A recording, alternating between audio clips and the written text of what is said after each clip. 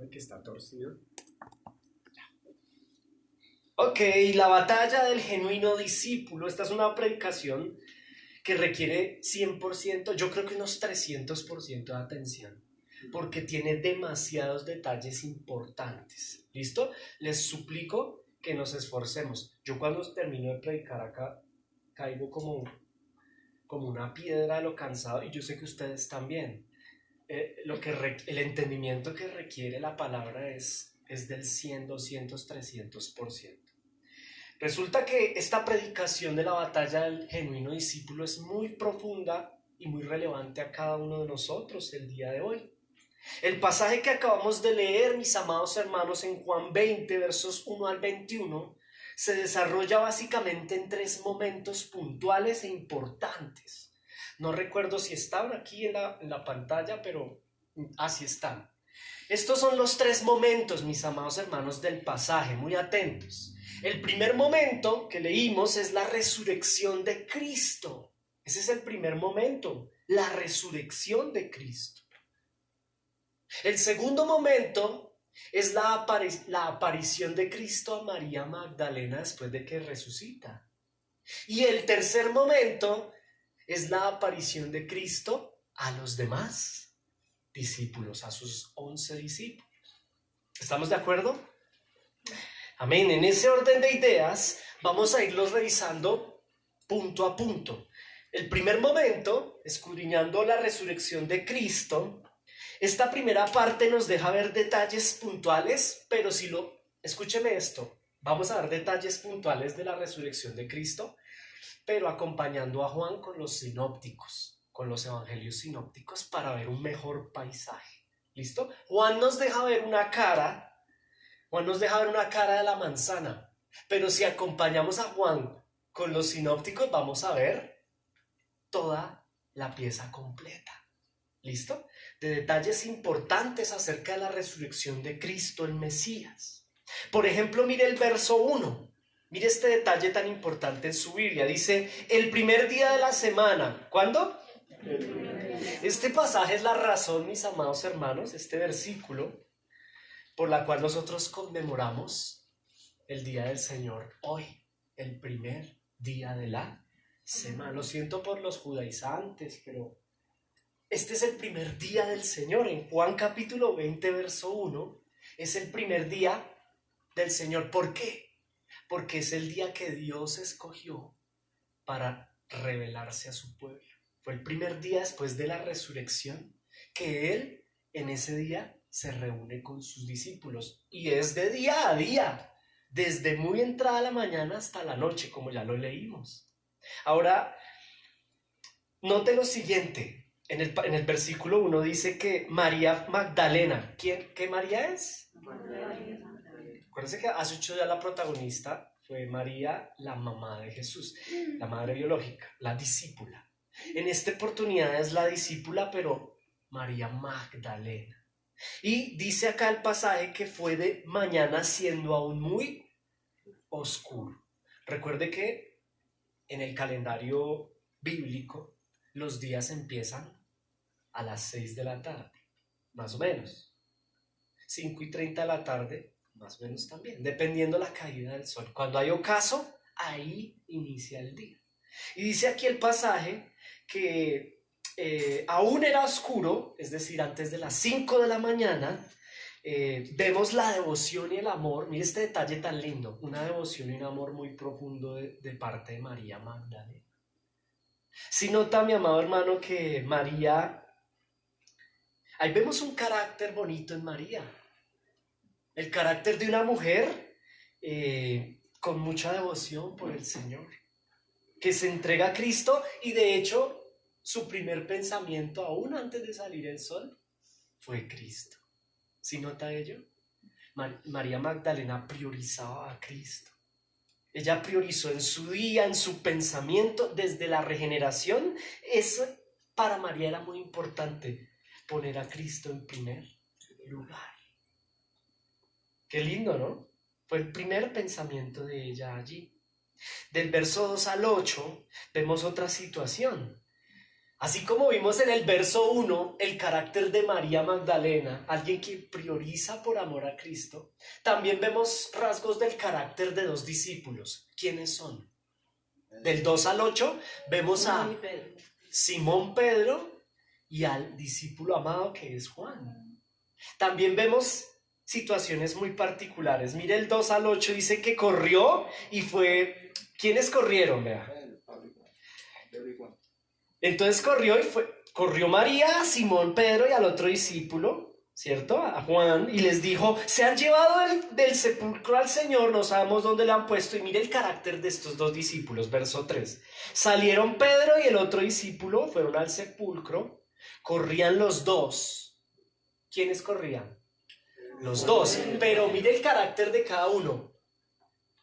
Uno corría lento y el otro corría rápido. Pero ojo, el que corría lento, mire el carácter de Pedro, lento pero contundente, entró a la tumba. En cambio Juan, todos estos son detalles muy importantes para comprender el pasaje. En cambio Juan, acelerado, pero temeroso, no fue capaz de hacer lo que hizo Pedro, entrar a la tumba, al sepulcro. Elementos importantes, mis hermanos. Un Pedro lento pero atrevido y un Juan ansioso pero prudente. En el verso 9 y 10 nos deja ver algo. Mire el verso 9 y 10 con puntualidad. Dice, aún no habían entendido, dígalo conmigo, no han entendido. Eso nos deja claro algo. Ellos no entendían lo que estaba pasando. No entendían. No entendían. Marcos lo dice de una manera muy interesante. Mire lo que dice el Marcos acerca de este mismo pasaje.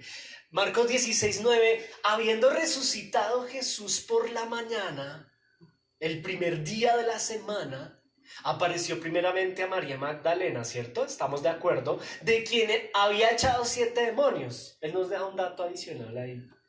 Pero mire esto, yendo ella lo hizo saber a los que habían estado con él que estaban tristes y llorando. ¿Cuál era la actitud de ellos antes? Tristeza y llanto. Ahora ellos, cuando oyeron que vivía, ¿quién les contó que vivía?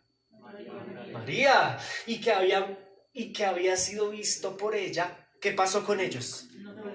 Si nota que Juan y Marcos dejan ese detalle, aunque ansioso uno y el otro también corriendo un poco más lento, finalmente no creían. Aquí usted empieza a comprender un poco el título de la predicación, sin adelantarme a la aplicación personal del pasaje. Pero usted ve la batalla del creyente en alguna medida. Hay una batalla ahí como... ¿Cuál es la batalla? La estamos viendo. La incredulidad. Así como Juan y Pedro, uno ansioso, otro un poco más lento, corrían, hay otros que no corren, hay otros que se duermen. Incluso en el culto.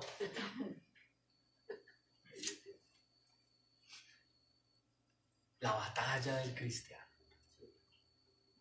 Pero el problema no es dormirse en el culto o correr. El problema es no creer. Tremendo, ¿no? Ahora bien, Juan se reserva otros detalles que bueno, otros evangelistas no. Por ejemplo, mire lo que dice Mateo. Ya vimos a Marcos. Mire Mateo 28 dice, pasado el día de reposo. ¿Cuándo era el día de reposo? Muy bien. O sea que estamos en domingo. Pasado el día de reposo, al amanecer del primer día de la semana, vinieron María y otra María. Esto no lo habían dicho los otros dos. Hay más Marías. Para que le ponga a su hija María. María, al ver el sepulcro, vea, escuche esto, mire esto es tremendo, mi hermano, esto es maravilloso. Hubo un gran terremoto, mire lo que pasó, y es un detalle que me parece que no sobra. No es que en la Biblia nada sobra. Hubo un gran terremoto porque un ángel del Señor descendió del cielo y llegando, métase en la película por favor, no en la película, en la escena bíblica, porque no es una película, es la vida real. Por favor, esté usted ahí observando con atención que un ángel, la piedra era tan pesada que se necesitó un terremoto, no dice un sismo. Para que sea terremoto tiene que ser en la escala, no sé cuánto, pero es un sacudón duro, ¿cierto? Y ese terremoto removió la piedra y se sentó sobre ella. Vea, no solamente el ángel la quitó, sino que se sentó en la piedra, ¿cierto? Ojo, su aspecto era como un relámpago y su vestido blanco como la nieve. Nadie puede ver un relámpago por la lucidez, pero era de blanco como la nieve. No sé si hay continúa experimentacho. Y mire este otro detalle importante que no dicen los demás. Había guardias de seguridad, vea. Y de miedo de él, ¿quién es él? Del ángel. Imagínense si a uno le da miedo un terremoto. Ahora súmele a un terremoto y un ángel. O sea, ya. De miedo, los guardias temblaron y se quedaron como muertos. Estos tipos quedaron en shock. Pues claro, viendo un ángel. Ahora, más el ángel respondiendo, el ángel le habló a las mujeres. ¿A quién? A María, a las Marías. No teman ustedes, porque yo sé que buscan a Jesús. ¿Qué estaba haciendo María Magdalena? Qué lindo, ¿no? Buscando al Señor, y él dijo, yo sé que tú lo estás buscando, él fue crucificado, pero no está aquí, pues ha resucitado. Esta es la primera parte, ¿no? La resurrección del Hijo, ha resucitado. Hagamos un tacho acá. ¿Usted entiende esto, mi amado hermano? Nosotros estamos contando historias mitológicas. Esto pasó en la vida real. Jesús resucitó. Ha resucitado, como dijo ¿quién? Como dijo el mismo Cristo antes, venid, ved el lugar donde fue puesto el Señor y pronto y decida a los discípulos que ha resucitado de los muertos. El ángel le pide a María que vaya y le cuente a los discípulos. ¿Ah? Detalles importantes que no se pueden dejar pasar. Juan no los cita, pero los demás evangelios sí. Hay un grupo de guardias, entienda esto, mi amado hermano, que cuidan la tumba. Ellos están cuidando la tumba, pero quedaron como estatuas, muertos. Ahora bien, después del del periodo del René Descartes y el racionalismo, después del racionalismo, hubo algunos teólogos. A los teólogos hay que estudiarlos, pero con cuidado y con prevención. Hubo unos teólogos que dijeron, bueno, René Descartes, el padre del racionalismo, decía, pienso, luego existo. ¿Sí? ¿No? Y pienso, luego existo. Entonces todo lo que no quepa en la razón no existe. Tiene que ser razonable para que exista. Al leer el Evangelio, ¿cómo así que resucitó? Pienso, luego existo. No pudo haber, eso no tiene razón de ser. Entonces ellos empezaron a interpretar como que resucitó en el corazón de los discípulos. Pero nosotros no somos de esa corriente, mis amados hermanos. La respetamos, pero no es bíblica. En realidad esto es literal, mi amado hermano. Jesús resucitó de los muertos y evidencia de ellos es el mismo evangelio. La piedra fue corrida, una piedra pesada que no había podido ser quitada con facilidad. 2, usted leyó en Juan que los vendajes de Cristo, el cuerpo no pudo haber sido robado. Los vendajes estaban organizados, ¿cierto? Usted lo leyó. Otro dato importante, el Sanedrín había colocado guardias, no dice guardia, dice guardias, para que no se robaran el. A ellos no les convenía robarse el cuerpo, porque hay algunos racionalistas que dicen resucitó en el corazón, otros dicen no, eso de resucitó en el corazón es muy psicológico, más bien digamos que eso fue que se robaron el cuerpo, pero no puede ser posible, porque había vigilantes. En realidad Cristo resucitó, mis amados hermanos. Cristo resucitó entre los muertos. Mire esto, espérenme un momento aquí. Ok, mire lo que pasó, mire esto tan maravilloso. Ahí en el mismo Mateo, dice, mientras ellas iban, ¿quiénes? Las Marías, ¿iban para dónde? A contarle a los discípulos. He aquí, unos de la guardia, peretacho, la mitad quedaron como muertos para tirados. Unos de la guardia, fueron a la ciudad y dieron aviso a los principales sacerdotes de las cosas que habían acontecido. ¿Qué aconteció? Pues que vino un ángel, hubo un terremoto, o sea, fueron y contaron a los miembros, a los principales del Sanedrín, todas las cosas que sucedieron. Verso 12, y escuche esto, y reunidos con los ancianos, y convocaron consejo y todo para solucionar esto. Dieron mucho dinero a los soldados. ¿Para qué? Diciendo, decid vosotros, digan lo siguiente, sus discípulos vinieron de noche y se robaron el cuerpo, estando nosotros dormidos. Verso 14, y si eso lo oyere el gobernador, nosotros le persuadiremos y los pondremos a ustedes a salvo. Verso 15, mire esto, y ellos tomando el dinero hicieron como se les había instruido. Ese dicho se ha divulgado entre los judíos hasta el día de hoy. ¿Qué es lo que está pasando ahí básicamente? A mí me parece impresionante, mis hermanos. Detalles puntuales. Dinero a cambio de mentiras. Ellos vieron la gloria de Dios. Con sus propios ojos vieron un ángel, vieron la resurrección de Cristo.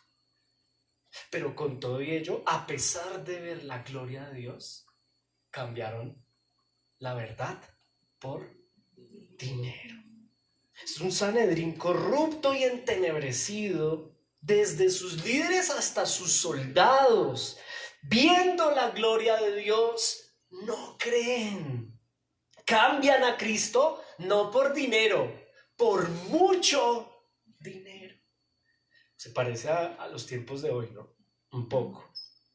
Mire, escuche esto, hicieron todo lo posible para negar la resurrección del Hijo. Sabiendo la verdad,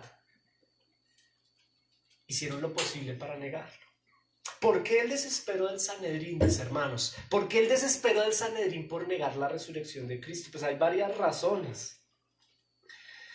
La primera, porque la resurrección representa la bancarrota teológica de la religión judía de la época. Acuérdense que ellos creían en la aniquilación. Los saduceos creían que después de morir el cuerpo no había nada, ¿no? Todo se acababa. Era el aquí y el ahora. Ahora, habiendo resucitado Cristo, pues eso se les convierte en un problema teológico. Entonces mejor, en vez de cambiar y replantear su teología vana, prefieren hacer silencio y engañar. Otra razón por la cual el desespero del Sanedrín por ocultar la resurrección, también porque la resurrección de Cristo pone en evidencia algo que es real y que ellos no predicaban en su teología: la enemistad del mundo con el Padre por el pecado. Que Cristo haya resucitado es una señal de que lo que vino a decir es verdad. Y esto no les conviene. Recuerde que Cristo vino a presentarse como el Cordero, el único Cordero de expiación del pecado. Ahora, si Cristo resucita y vuelve a la vida, eso significa el fin del negocio de la venta de los corderos. Claro, entonces ya se nos acaba el negocio aquí, la venta, la peregrinación en la fiesta del Pesaj. Ellos hacen cuentas y no nos conviene. No nos conviene. Otra razón por la cual no les conviene la resurrección, porque si Cristo es sacerdote, sumo sacerdote para siempre, entonces se quedan sin trabajo. ¿Para qué sacerdotes y para qué personas que expían el cordero si ya hay un cordero? No nos conviene, ¿cierto? Entre otras muchas situaciones. Aquí se presenta el Mesías, el Hijo del Padre, Dios hecho carne para expiación, y ese es el desespero. Prefieren pagar mucho dinero. ¿Estamos de acuerdo? Aquí está en alguna medida un panorama de la resurrección de Cristo. Pasamos a la segunda parte del pasaje, que es la aparición de Cristo a María Magdalena. Usted la encuentra en los versos 11 al 18, ¿cierto? De hecho, en los versos 11 al 14, nota una discípula. ¿Por qué sabemos que es discípula María? Por su devoción, ¿no? Recuerde que por sus frutos los conoceréis. No somos salvos por obras, pero las obras son la consecuencia de haber sido regenerado. ¿Cuál es la obra de María? Estar antes de la madrugada buscando al Señor. Ahí vemos una genuina discípula. Pero ojo, escúcheme por favor, porque aquí viene la parte central de esta predicación, para que no se me pierda. A pesar de que María ha recibido, escuche esto, el don de la fe salvadora, María recibió el don de la fe salvadora. A pesar de ello, María tiene problemas con el fruto de la fe. Y aquí quiero que se conecte por lo siguiente. Cuando usted lee Gálatas, los dones y los frutos, usted se da cuenta que hay una sola palabra que es común en los dones y en los frutos. ¿Cuál es? La fe. Hay don de la fe, pero también hay fruto de la fe. El don de la fe salvadora es algo que no le pertenece al hombre. Dios por gracia da dones.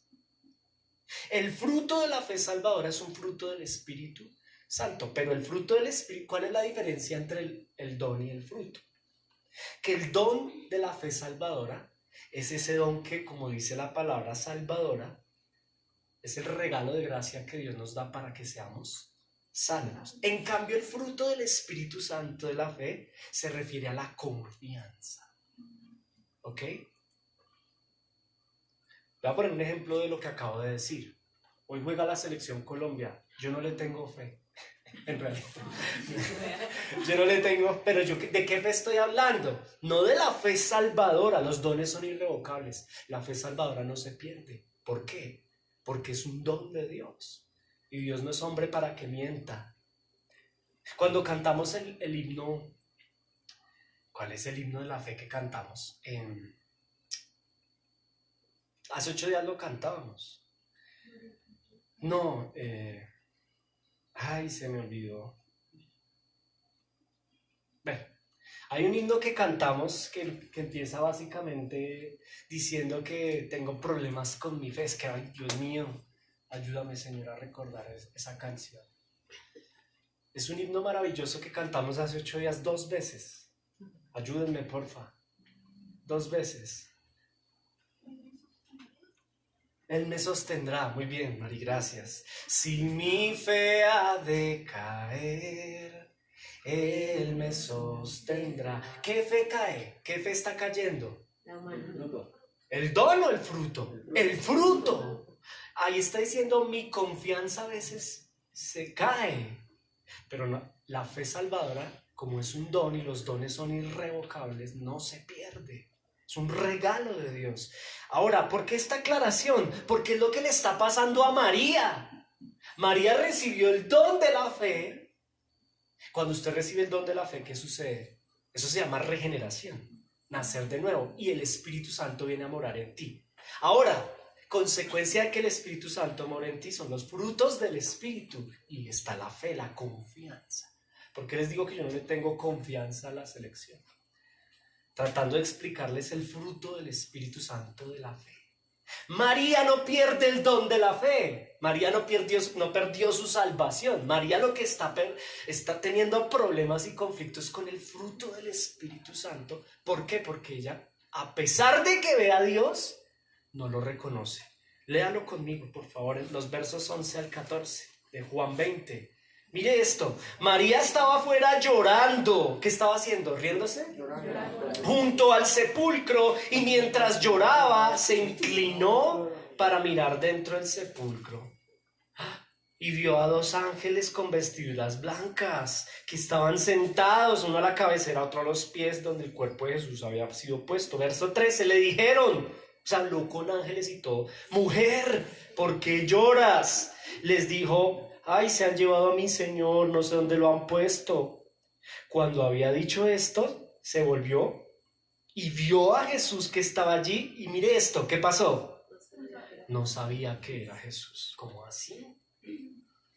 María, vemos una genuina discípula, insisto, tiene el don de la fe salvadora. María era salva, ella creía en Cristo, creía tanto en Cristo que su fruto, su devoción por Jesús demuestra que tiene el don de la fe salvadora. Pero María, por el conflicto presente, tenía un problema con el fruto de la confianza, el fruto del Espíritu Santo con la fe desde la perspectiva del fruto, esa confianza.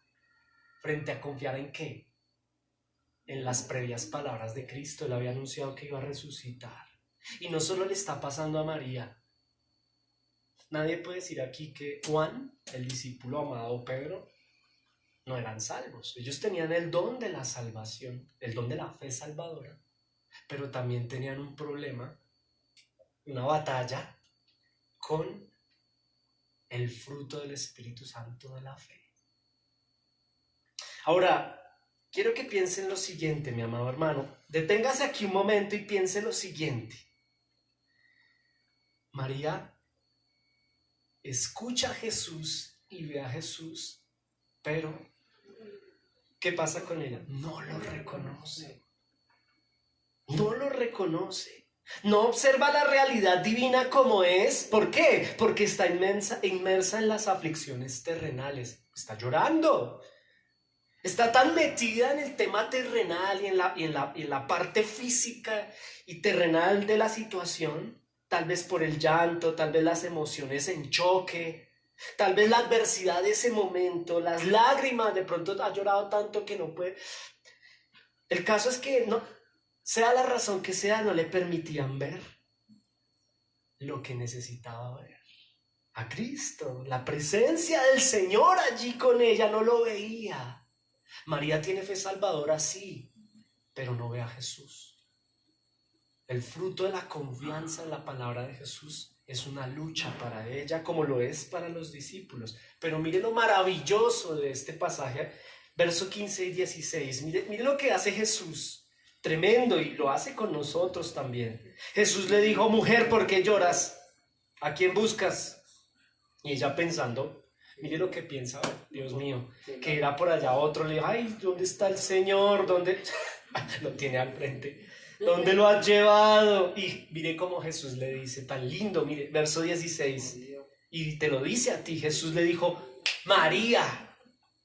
Y volviéndose ella, le dijo, Raboni. ¿Qué hace el Señor? La llama por su nombre. Con una sola palabra de su boca, la reconviene. La palabra de Jesús es suficiente para quitar toda angustia, dolor, duda y confusión en María. Solo una palabra. Jesús sabe que María está metida en la situación del momento, en la ansiedad por el tiempo presente. Entonces ya no le dice mujer, le dice María, con voz de autoridad. Su palabra es suficiente para reconvenirla. ¿Ok? Ahora, permítame ir a la tercera parte, que es la aparición de Cristo a los discípulos. Jesús se aparece a sus discípulos, ya no ahora solo a las Marías, sino a sus discípulos. Y esto es poderoso, verso 19 al 23, ¿cierto? Dice solo el verso 19, cuando llegó la noche de aquel mismo día. Tacho, ¿cuál día? ¿Sí ve que ha pasado todo un día? El Señor se encuentra con sus discípulos desde antes de salir el sol hasta la noche. Él está ahí presentándose a su iglesia como está haciéndolo hoy, mi amado hermano, aquí. Tremendo. No sé si entiende esto, mi amado hermano, pero vemos la noche del mismo primer día y hay un dato importante acá. Mire la actitud de los discípulos, están peor que María. Estos están encerrados, vea el verso, ¿dónde fue que le dije? Perdóneme, 19. Mire el 19, llegó la noche de aquel mismo día, el primero de la semana, estando las puertas cerradas en el lugar donde los discípulos estaban reunidos, por miedo, diga conmigo, por miedo de los judíos. Vino Jesús y puesto en medio les dijo, Shalom, paz a vosotros. Cuando él les dijo esto, les mostró las manos y el costado, y los discípulos se desmayaron, no mentiras, se regocijaron viendo al Señor. La parte número 3 es la aparición a los discípulos. Note lo siguiente, detallitos importantes. El primer detalle, las puertas están totalmente cerradas por ellos mismos, nadie los encerró. Ellos voluntariamente, desde su responsabilidad, ¿se acuerdan que el Señor les decía, vayan y prediquen? Lo primero que hicieron fue todo lo contrario. Se encerraron y echaron tranca. Yo creo que echaron los pasadores que más pudieron a las ventanas. Ahí dice que cerraron bien la casa, cerraron bien las puertas.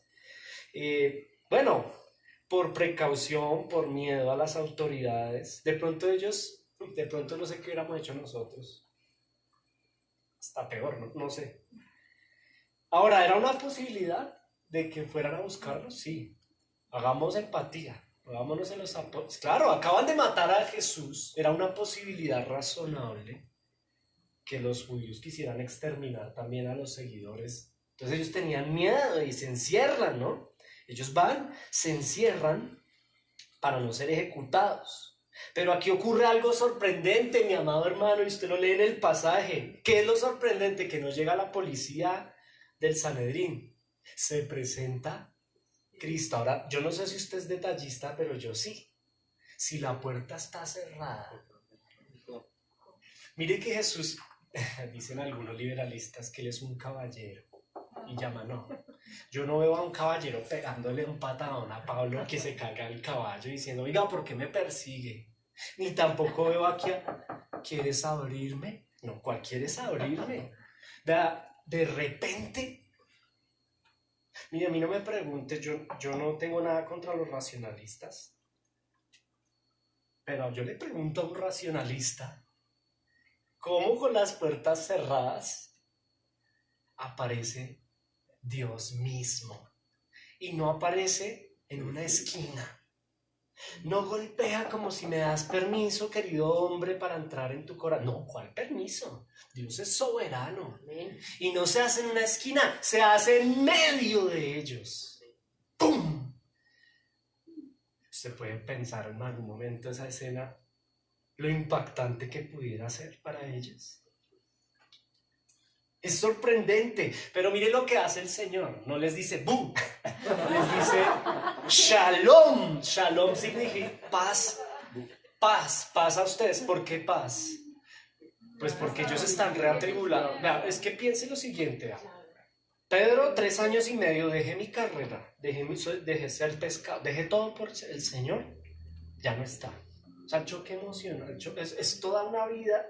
Ese momento para los discípulos es muy difícil.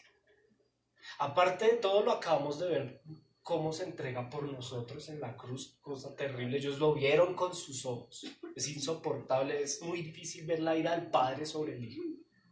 Aparte de todo, viene una señora María gritando que resucitó, y voy y miro y verdad no está. No, qué miedo, encerrémonos. Y de repente, shalom, paz, o sea, tranquilos, paz a ustedes, paz. Cristo se coloca en medio de ellos y pretende dar calma y tranquilidad a unos discípulos que están atemorizados, aterrados, asustados, prevenidos, desconsolados, con crisis emocional, mi amado hermano, con crisis económica. Y ahora sí el que nos daba todo, porque el Señor les sustentaba. Y ahora yo qué hago, yo me imagino a Pedro allá y yo todo negándolo. No.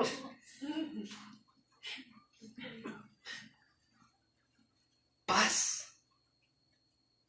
Crisis económica. Escuche esto.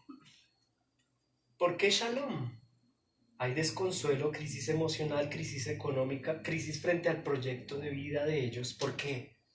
porque durante casi 4 años tuvieron un proyecto de vida, ser discípulo. ¿Y ahora qué? ¿Y ahora cuál va a ser mi proyecto de vida? Ellos están destruidos. Piensa en Pedro, como negó al Señor. ¿Cómo se estaría sintiendo? Y no solamente les dice paz, verso 20 y 21. Esto es maravilloso. Así como hizo con María, lo hace con ellos. Verso 20 y 21. ¿Verdad?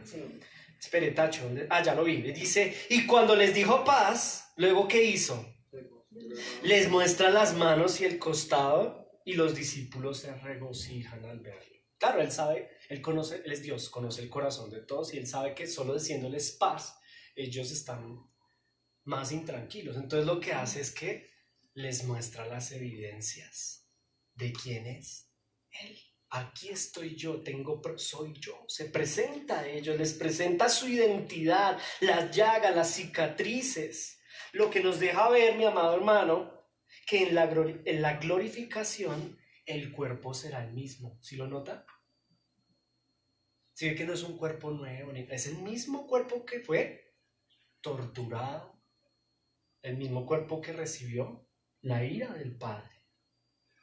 Ahora es un cuerpo modificado, pero es el mismo cuerpo, con las mismas características propias del cuerpo de Cristo. Y eso, Él es dice la Escritura que Él es el primogénito entre nosotros. Es decir, que usted y yo vamos a ir con este mismo cuerpo, pero tranquilo, que ya no va a haber enfermedades, ni muerte. Él la venció. ¿Listo? Ahora, permítame seguir avanzando, porque aquí nos deja ver algo que el Señor hace para que no piensen que es una aparición. No solo les dice shalom, no solo les muestra las manos, sino que Juan no lo dice, pero los otros evangelistas sí. Mire lo que dice Lucas.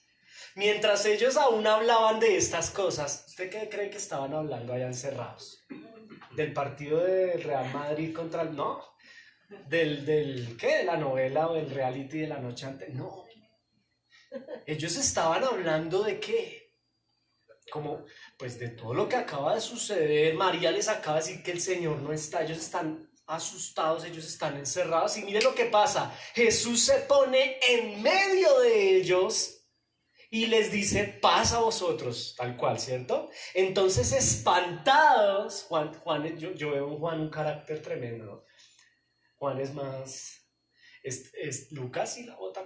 Estaban espantados, atemorizados, pensaban que veían un fantasma. Pues claro, las puertas están cerradas. No, que Dios nos dé la comprensión de esto, porque se necesita la mente de Dios, como dice un hermano. Sí, se necesita la mente de Dios para comprender lo que significa estar en miedo de que lo entren a su casa y lo maten, mi amado hermano. De repente aparece Cristo, ellos creen que ven espíritu, pero Jesús les dijo, ¿por qué estáis turbados si viene a vuestro corazón esos pensamientos?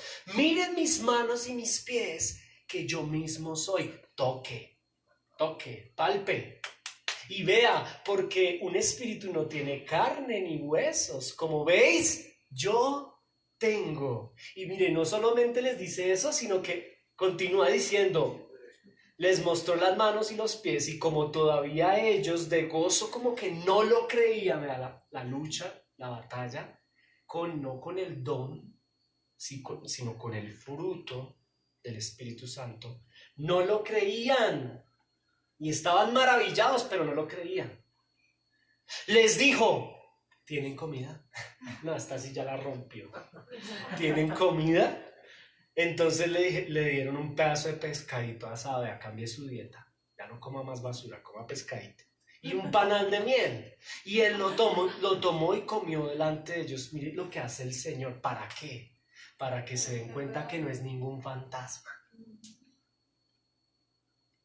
Yo le preguntaba a mi esposa anoche, entonces en el cielo vamos a comer bandejita paisa.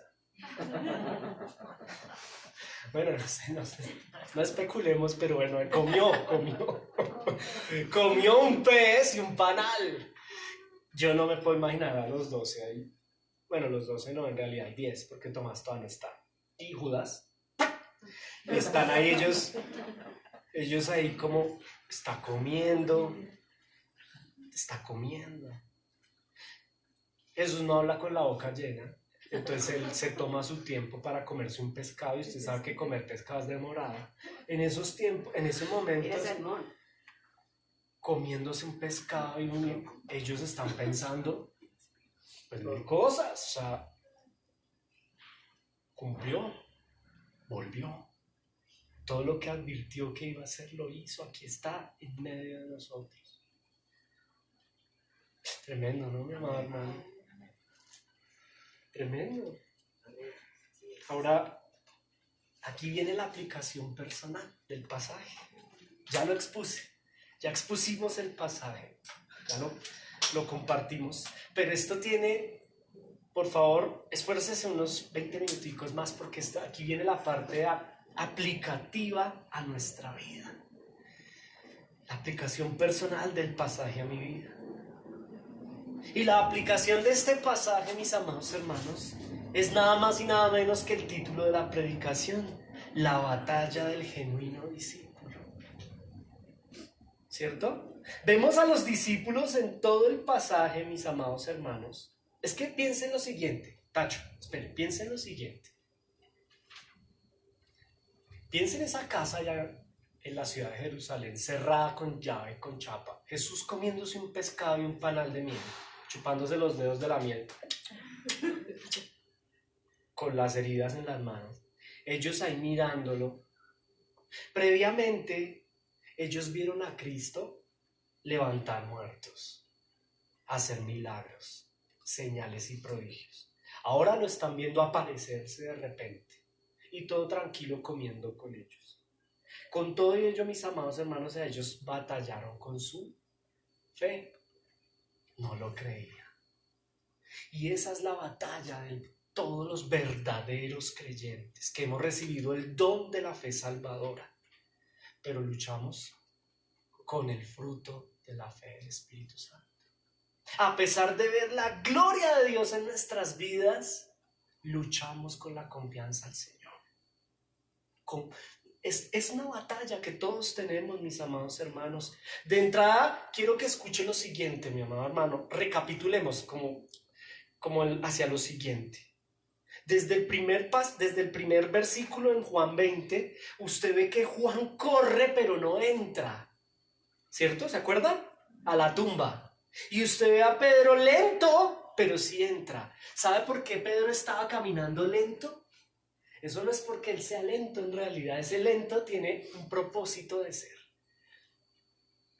A Pedro María lo grita y le dice: no está, resucitó. Y Pedro está caminando lento porque él está luchando y batallando con su fe. Y él, a pesar de que vio la gloria de Dios, todavía no cree. Y lo mismo le pasó a Juan. Juan es más arrebatado, ese sí salió corriendo, pero le pasó lo mismo que Pedro. Al llegar a la puerta, no las creo. Ya Pedro ya como que ahí sí entró y tengo que ver, y es una batalla que ellos sobrellevan. La batalla del cristiano todos los días, mi amado hermano. Es una batalla con la fe, la tuya, la mía, en nuestro diario vivir. ¿Será que sí? ¿Será que no? ¿Será que Dios sí me bendice? ¿Será que Dios sí estará conmigo?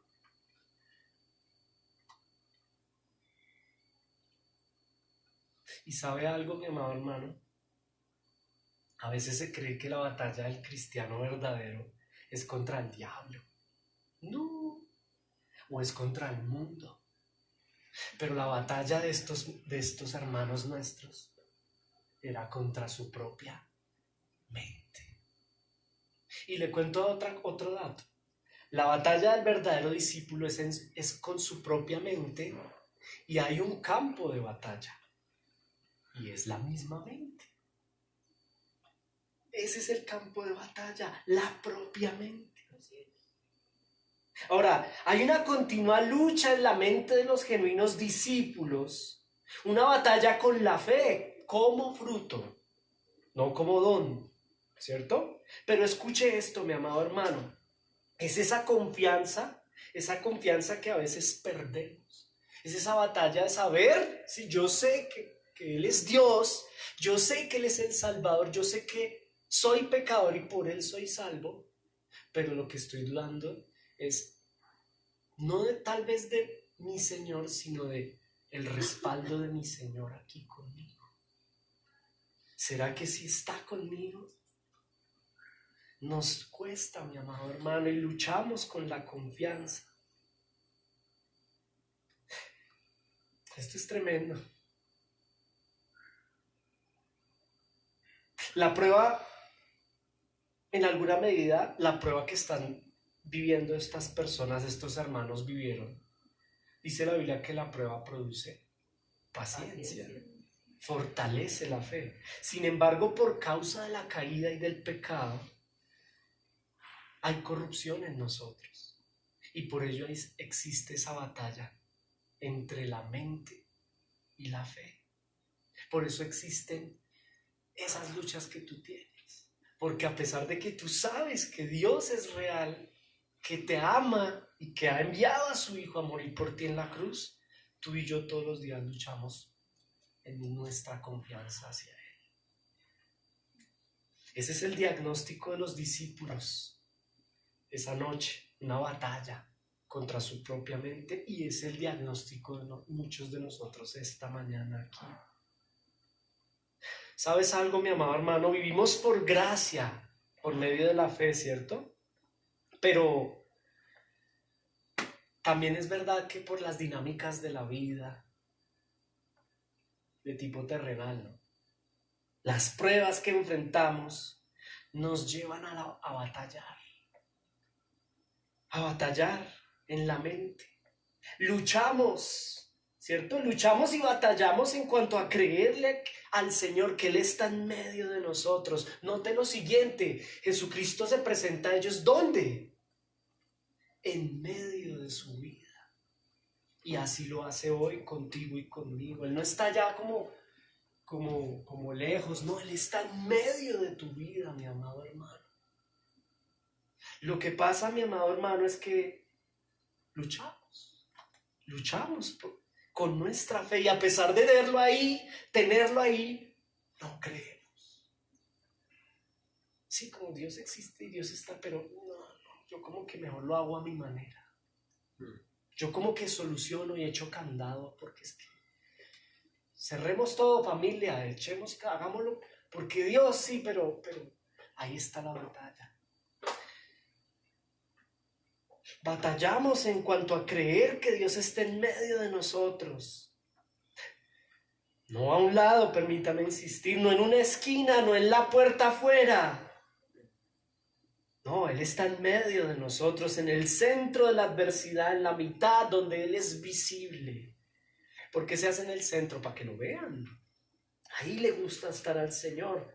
Y hay algo importante acá que Dios nos dice hoy, te dice a ti y a mí esta mañana, y es lo siguiente: ¿por qué estás dudando? ¿Por qué dudas? Dios te dice esta mañana, yo lo digo con temor y temblor, decir Dios te dice es de serio y delicado, pero Dios lo dice en su palabra. Dios se lo dijo ahí a ellos en medio del encierro. Dios les dice, ¿por qué dudan? ¿Por qué les cuesta creer? Y Dios te lo dice, ¿por qué estás asustada? ¿Por qué estás asustado? ¿Por qué dudas? ¿Por qué no confías en mí? Y si no me cree, mira, aquí está. Lucas 24:38. Él les dice, en medio de la situación, les dice, ¿por qué estás asustado? Te pregunta el Señor. ¿Por qué viene a tu corazón esos pensamientos?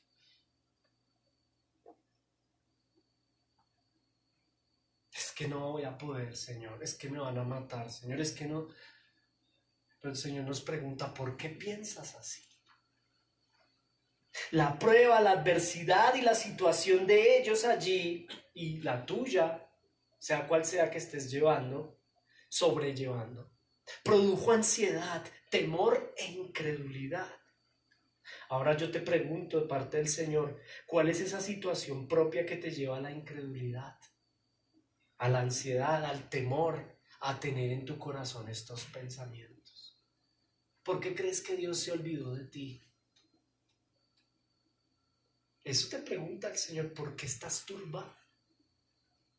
Es que yo no voy a poder, es que yo no puedo, es que yo no soy, es que yo no, es que yo, es que ¿por qué? Es que el Señor nos dice en esta mañana, ¿por qué luchas así? ¿Por qué piensas así? ¿Por qué crees que yo no estoy cuando yo estoy en medio de la situación? Amén.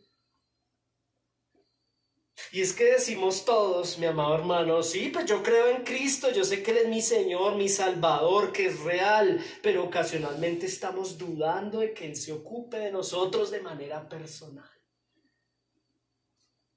Eso es lo que pensamos y es nuestra batalla todos los días.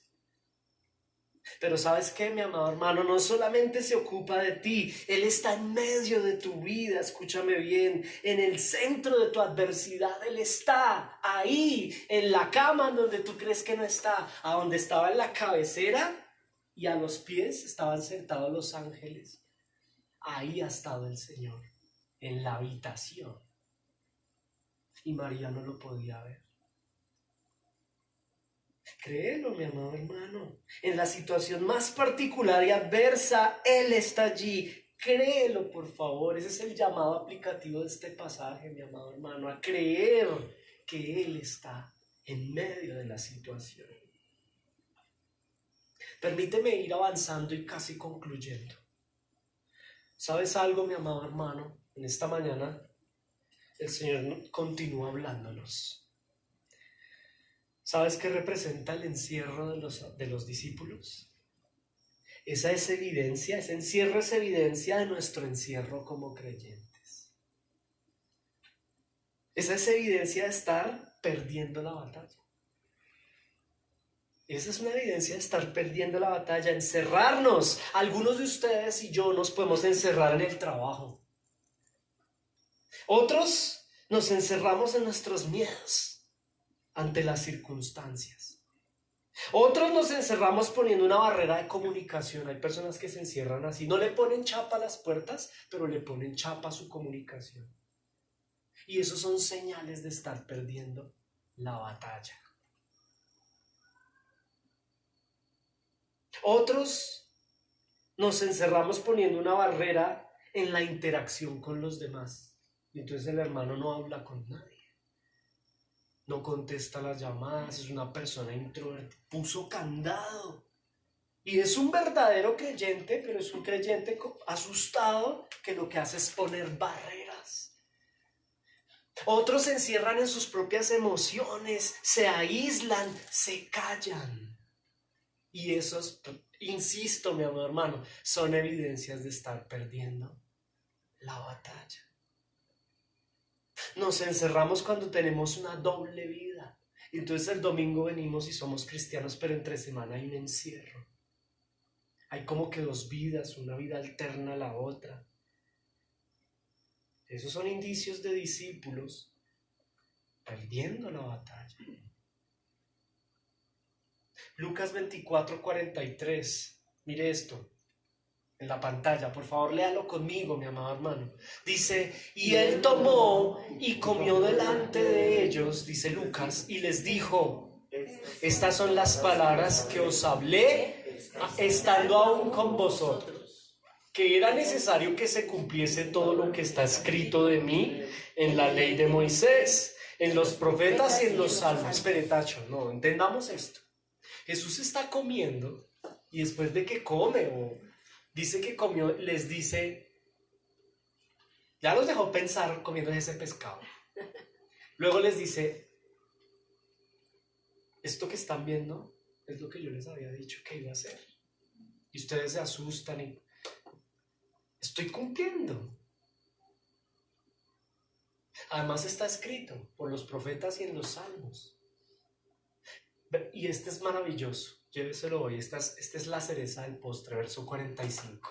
Léalo en voz alta. Entonces les abrió el entendimiento para que comprendan esas escrituras. Si ve que no es antropocéntrico el evangelio. Nosotros no podemos y el Señor sabe que ellos no pueden. Por eso Él está en medio abriendo el entendimiento. Y así, ¿sabe qué es lo más poderoso de todo esto?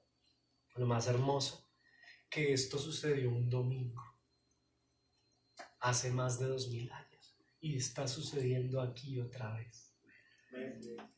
Él está abriendo el entendimiento.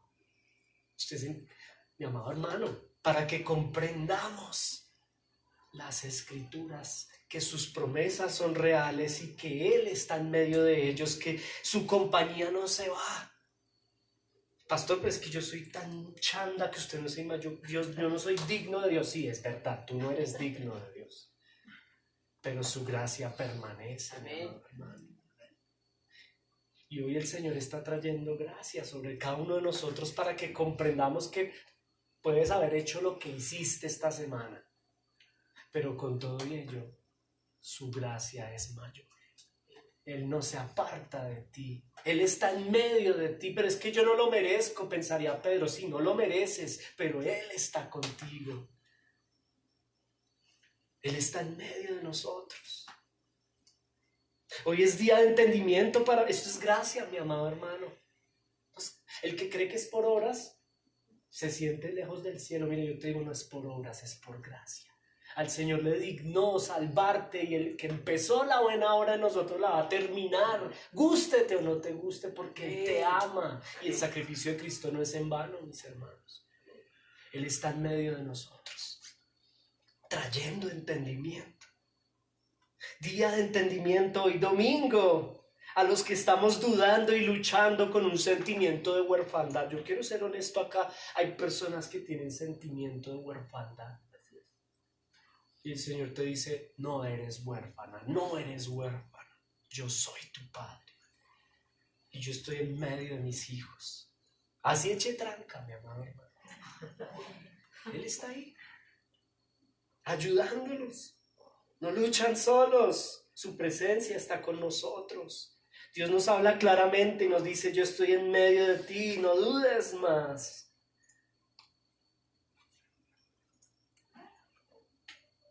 Por último, piensa en María Magdalena. Esto también es aplicativo. ¿Se acuerda de la angustia y las lágrimas de María?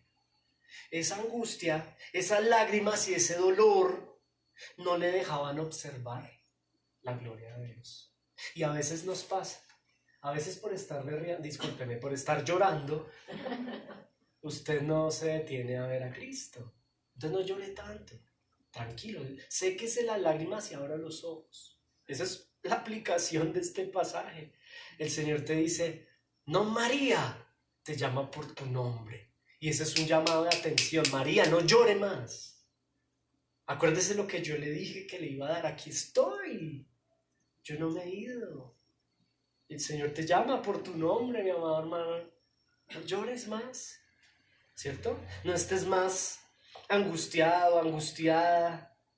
Las lágrimas y el dolor de María no le dejan ver no solo a los ángeles, sino al Señor Jesús mismo presente en medio de ella. Es bueno que las emociones no se impongan sobre nuestra fe. Miren, le voy a poner un ejemplo pragmático. No me gusta mucho, no nos gusta ser pragmáticos, pero los ejemplos ayudan. A mí que me gusta el fútbol, a algunos nos gusta el fútbol.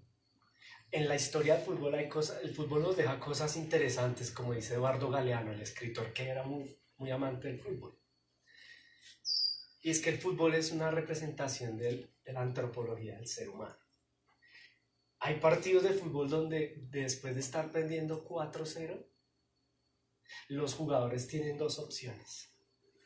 O se entregan a sus emociones viendo el público allá todo triste, todo el marcador, voy perdiendo, el público decepcionado, el otro equipo con garra. Yo tengo dos opciones, o me entrego a las emociones del momento y fracaso, que le pasa a la mayoría de los equipos y pierden el partido.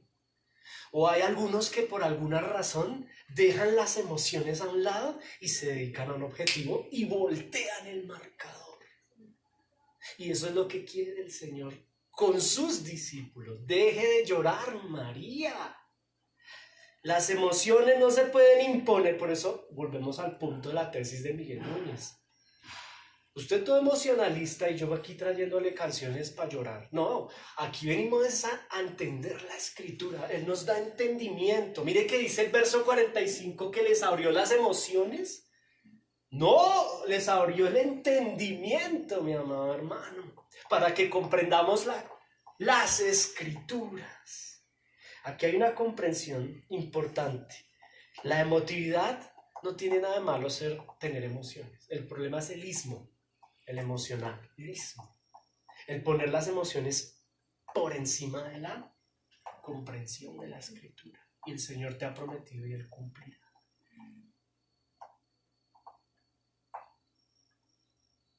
Es bueno que nuestras emociones no se impongan sobre nuestra fe. Es bueno aprender a controlar esa emotividad y permitirnos discernir, observar y adorar al que está presente en medio de nuestra adversidad. Y voy a concluir con lo siguiente, mi amado hermano. La batalla del genuino discípulo, escuche esto, aunque ya lo había dicho, más que contra el mundo y contra el engañador, es contra nosotros mismos, escuche, jugando de locales.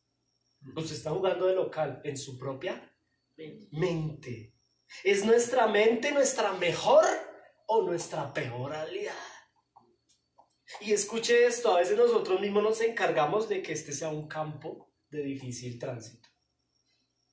Hace unos 20 años, la cancha del Estadio El Campín era terrible. Era un charcal y un fangal de lodo. No se podía jugar fútbol en ese estadio, era difícil. Ese es el campo de batalla del cristiano, para que me entienda. Pero a veces nosotros nos encargamos de que el campo de batalla, esa cancha que es nuestra mente, en vez de estar limpia, esté sucia, llena de lodo, llena de charco. ¿Cómo rueda un balón en una cancha llena de lodo y de charcos? Y ese campo de batalla, que es la mente, a veces nosotros mismos la tenemos llena de lodo y de charcos. Esos ejemplos de Mauricio. Esos obstáculos en la cancha, ese barro, ese lodo, ¿sabe qué son? Argumentos, pecaditos que hay por ahí, malos hábitos, pereza, inconstancia, negligencia, indisciplina, terquedad, rebeldía y orgullo. Tras de que tengo una batalla que enfrentar contra mi propia mente, yo me ayudo pero harto, ¿sí o no? Y en vez de ayudarme a enfrentar esa batalla en un campo limpio, yo mismo le meto complicaciones al campo de batalla.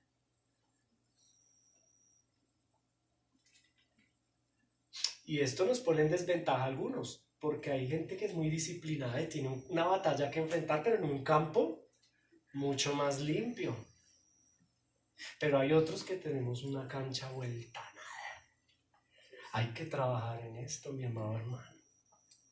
Hay que trabajar en nuestro campo de batalla y en nuestra mente. Si tú sabes que hay pecaditos, argumentos, hábitos malignos, pereza, inconstancia, negligencia, y ojo con orgullo o indisciplina, terquedad, eso sí que es grave porque eso nos complica el panorama. Es necesario alimentar nuestros pensamientos y ejercitar el fruto de la fe, ¿cierto? De manera que sea la palabra de Cristo antes que la nuestra, ¿cierto? Note que el Señor abre el entendimiento cuando hay dos factores puntuales. Yo no me voy a extender más, pero sí le pido que se esfuerce. Mire esto, mi amado hermano, es que no podemos dejar pasar detalles. ¿Cuándo el Señor les abrió el entendimiento? ¿Cuándo? Si nota que les abrió el entendimiento para que comprendan las Escrituras, ¿cuándo lo hace el Señor? Cuando hay dos factores importantes. El primero, cuando están unidos, cuando están congregados. ¿Sí que el Señor no se les presenta a domicilio en lo individual? Los cogió colectivamente cuando la iglesia está haciendo lo que estamos haciendo. Y aquí hay más de 11, de 10.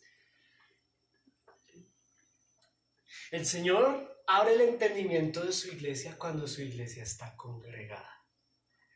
Aquí es el domingo, aquí también. ¡Qué bendición! Ahora no voy a armar una doctrina de eso, no quiere decir que solo el domingo, no, puede ser el lunes, el martes, el miércoles, desde que estemos congregados. Y dos, Mire lo que están haciendo ellos. Cuando estamos hablando, bueno, este pasaje no lo dice, pero en el anterior sí. Cuando están hablando de cosas espirituales, mientras ellos hablaban de... porque puede que la iglesia esté unida, pero si están unidos bailando cumbia, o no sé, hablando de las próximas elecciones, no, cuando la iglesia está en lo que está, pues es que vimos tiempos donde la iglesia, créame que a veces está en lo que no debe estar. Increíble. ¿Y cómo les va a abrir el entendimiento si están allá? No, pues, hermano, ¿qué entendimiento va a abrir allá? No, y con luchas, hermano, ¿usted cree que es justo? Con severas luchas que tiene el pueblo de Dios, severos problemas, y la gente bailando o escuchando stand-up comedy, una película. No, mis hermanos, la iglesia debe estar en lo que está, Así es. en lo que debe estar. Aquí es donde el Señor nos abre el entendimiento. Quiero pedirte que te pongas en pie con Santiago 1. Vamos a buscar Santiago 1, versos 1 al 8 y nos vamos a poner en pie. Con esto vamos a terminar. Santiago capítulo 1, versículos 1 al 8. Bueno, vamos a leer Santiago. Los iba a cortar, pero vamos a leer Santiago porque hay hartos hermanos ahí conectados. Santiago 1, versos 1 al 8. Santiago, capítulo 1, libro de Santiago, capítulo 1, versículos 1 al 8.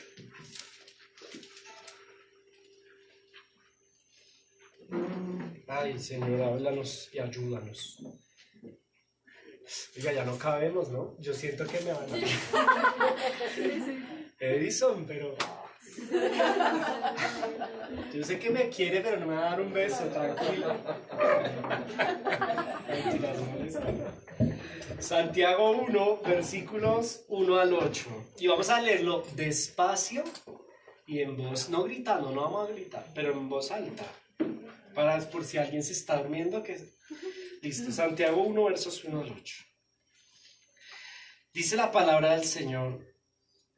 Santiago, siervo de Dios y del Señor Jesucristo, a las 12 tribus que están en la dispersión. Salud. ¿Qué quiere el Señor? Salud. Ay, Señor, danos salud. Verso 2. Hermanos míos, tened por sumo gozo cuando os halléis en diversas pruebas. ¿Qué nos pide el Señor en medio de las diversas pruebas? Gozo. Ay, eso es un fruto del Espíritu. Gozo. O sea que cuando estemos en diversas... ¿Por qué en diversas pruebas? Porque Él está hablando a la iglesia que tienen diversas pruebas. Estemos en gozo. Versículo 3. Sabiendo que la prueba de vuestra fe... Tacho, ¿de cuál fe? ¿Del don de la fe o del fruto del Espíritu? Del fruto. Del fruto de la fe, ¿cierto? Produce paciencia. Verso 4, mas tenga la paciencia su obra completa para que seáis perfectos y cabales sin que os falte alguna. Tacho, el Señor nos ama tanto que permite la prueba para que seamos como Cristo, perfectos. ¿Sabía esto, mi hermano? Eso que tú estás viviendo, el Señor lo permite para hacerte perfecto. Ahora continúa el verso 5. Y si alguno de vosotros tiene falta de sabiduría, pídala a Dios, el cual da a todos abundantemente y sin reproche, y le será dada. Pero pida con fe. Tacho, ¿cuál fe? El fruto del Espíritu, confianza. Pida confiando que el Señor se la va a dar. ¿Por qué lo hice? Porque a veces somos tan litúrgicos que pedimos sin fe. Pidan con fe. Yo se lo digo con cariño, ¿no? Yo, Mauricio, pida con fe. Ahora, verso, ¿dónde íbamos? Pero pida con fe, no dudando nada, porque el que duda es semejante a la onda del mar, que es arrastrada por el viento y echada de una parte a otra. Verso 7, no piense pues que tal Perdón, pues quien tal haga que recibirá cosa alguna del Señor. Tacho, verso 8. El hombre de doble ánimo es inconstante en todos sus... Mis hermanos, ahí no nos está diciendo que vamos a perder la salvación por la fe. No está hablando del don de la fe. Está hablando del fruto de la fe. Y es necesario que aquel que pida lo haga confiando. Si no, no espere recibir. Eso es lo que dice la Escritura. Ay, mis hermanos amados, ¿creen que es necesario que oremos para que el Señor nos dé sabiduría y nos dé más fe, ¿cierto? Nos despedimos de los hermanos que están allí en casa y aquí en la intimidad.